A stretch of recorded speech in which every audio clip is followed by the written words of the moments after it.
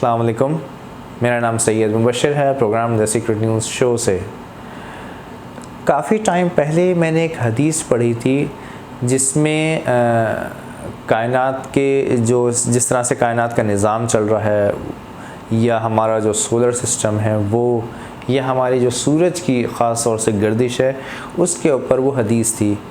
तो मैंने ये सोचा कि मैं ये बड़ा, क्योंकि मेरे जो चैनल का नाम है, हमारे जो चैनल का नाम है द सीक्रेट न्यूज़ शो, उसमें भी हम कायनात की जो पुरस्रार चीज़ें हैं उनको देखने की, समझने की कोशिश करते हैं।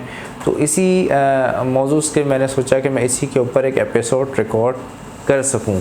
मैं वो हदीस आपके सामने भी पढ़ना चाहूँगा ताकि ये कि उसका रेफरेंस भी मैं आपके साथ शेयर करूँगा। वेबसाइट है sunnah.com और उसमें सही बुखारी की हदीस नंबर 3199 है हदीस नंबर, और इसमें जो डिटेल दी गई है, अगर आप उसको मेरे पास सही बुखारी का पूरा एक सेट रखा हुआ था तो वहाँ पे मैंने वो सर्च करनी चाहिए अपने सामने। तो उसमें सही बुखारी की जिल्द नंबर 2 है और सफ़ा नंबर 245 है। जो बाब है वो किताब बदाउल खल्क़ है, यानी कि बिगिनिंग ऑफ क्रिएशन, और यहाँ पे हदीस नंबर है 432। इसमें हदीस में अगर मैं आपको इसका मफ़हूम बताऊँ तो उसमें यह है कि सहाबा कराम ने हुज़ूर पाक सल्लल्लाहु अलैहि वसल्लम से पूछा कि सूरज गुरूब होने के बाद कहाँ जाता है।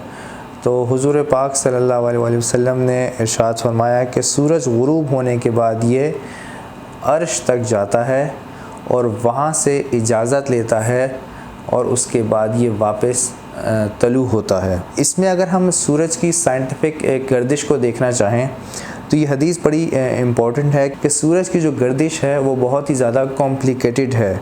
साइंटिफिक वे में अगर हम इसको देखना चाहें तो सूरज गुरूब होने के बाद कॉन्स्टलेशन हरकुलिस तक जाता है।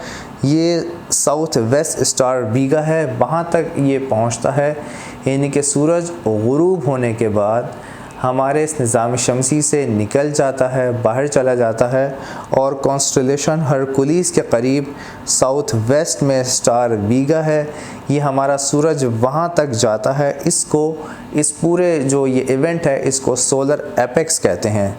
अब अगर आप उर्दू में एपेक्स का तर्जुमा देखें तो ये अर्श इसका बनता है। सूरज गुरूब होने के बाद कहाँ जाता है, तो रसूलुल्लाह सल्लल्लाहु अलैहि वसल्लम ने इरशाद फरमाया कि गुरूब होने के बाद अर्श तक जाता है और वहाँ से इजाज़त लेके वापस आता है।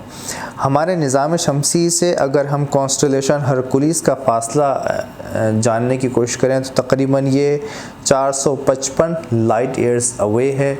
इसका मतलब ये हुआ कि जैसे कि आप लोग जानते हैं कि लाइट की जो रफ़्तार है वो 1,86,000 मील फ़ी सेकंड है। इसी तरह से अगर ये लाइट ट्रैवल करती है 1 साल तक, तो जो 1 साल का जो ट्रैवल और डिस्टेंस होगा उसको 1 साल लाइट यानी कि 1 लाइट ईयर काउंट किया जाएगा।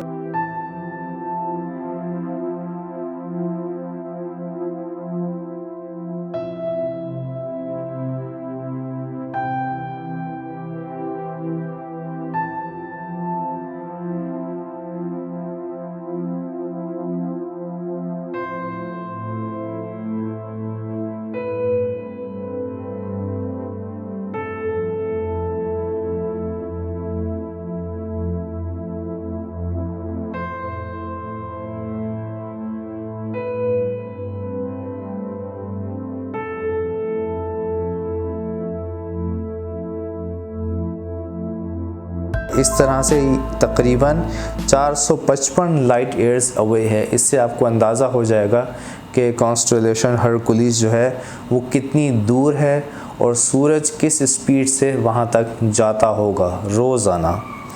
ये तकरीबन 30 साल पहले इसकी स्पीड सूरज की जब पता की गई कि ये कितनी स्पीड से वहाँ तक जाता है, तो पहले इसकी स्पीड जो चेक की गई वो 20 किलोमीटर पर सेकंड थी, लेकिन बाद में इसकी स्पीड जो मॉडर्न टेक्नोलॉजी के ज़रिए जब इसको कैलकुलेट किया गया, डिस्टेंस को चेक किया गया कि इसकी स्पीड कितनी होती है, तो ये तकरीबन 13.4 किलोमीटर की स्पीड से ट्रैवल करता है हमारा सूरज। 4 किलोमीटर पर सेकंड के हिसाब से हमारा जो सूरज है ये ट्रैवल करता है। ये सूरज की वो गर्दिश नहीं है जो सूरज मिल्की वे के यानी हमारी जो कहकशां है मिल्की वे, इसके गिर्द जो सूरज अपनी पूरे इस सोलर सिस्टम को लेके गर्दिश कर रहा है, ये वो ऑर्बिट नहीं है। ये सूरज का दूसरा ऑर्बिट है, जिसी वजह से कहा जाता है कि इसकी जो गर्दिश है सूरज की ये बहुत ज़्यादा कॉम्प्लिकेटेड है। सूरज, हमारा जो सूरज है ये जो अपनी कहकशां यानी कि मिल्की वे कहकशां के गिर्द जो चक्कर लगा रहा है, इसकी स्पीड तकरीबन 220 किलोमीटर पर सेकंड के हिसाब से बनती है। क्योंकि ये बात हमारी हदीस में है, इसको जब साइंसदानों ने इसके ऊपर स्टडी की, रिसर्च की, तो पता ये चला कि वाकई ये हदीस बिल्कुल ठीक है। हमारी इसी तरह की बहुत सारी अहादीस भी हैं, कुरान शरीफ में भी बहुत सारी जगहों पर इस तरह के बातें की हुई हैं। अगर आपको मेरी ये एपिसोड पसंद आए तो मेरे इस चैनल को लाइक करें, शेयर करें, सब्सक्राइब करें। नीचे चैनल में आप कमेंट्स में लिख सकते हैं कि आपको किन किन मौज़ूआत पर दिलचस्पी है, ताकि अगली एपिसोड में उन मौज़ूआत के ऊपर बना सकूं।